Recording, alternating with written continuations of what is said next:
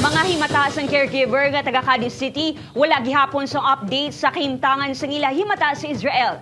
Impormasyon nga ra ini sa isa ka ospital sa lugar, wala sang kamatuoran sunod sa ila. Ining balita nga aton gintutukan. 3 kaadlaw matapos nagpangayos ang bulig sa satellite office ang OWA sa Bacolod City. Wala sa gihapon sang update ang pamilya ni Loretta Alacre sa kahimtangan sini sa Israel. Madumduman nga sunod sa isa sa mga nakaupod ni Loretta sa music festival sa Southern Israel. Isa ini sa mga ginkuha sa mga armado nga Hamas.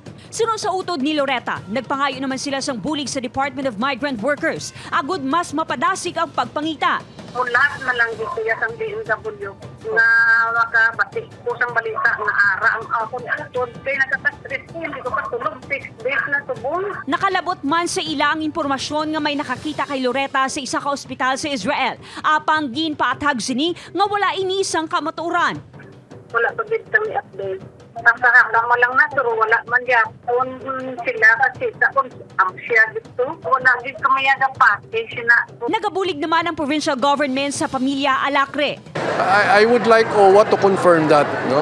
But the case of our Negrense has already been reported sa OWA satellite office here in Bacolod.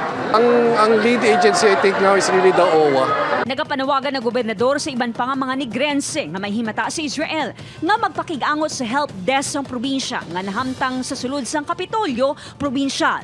Upod kay Reynald Castillo, Eileen Pedreso, One Western Visayas.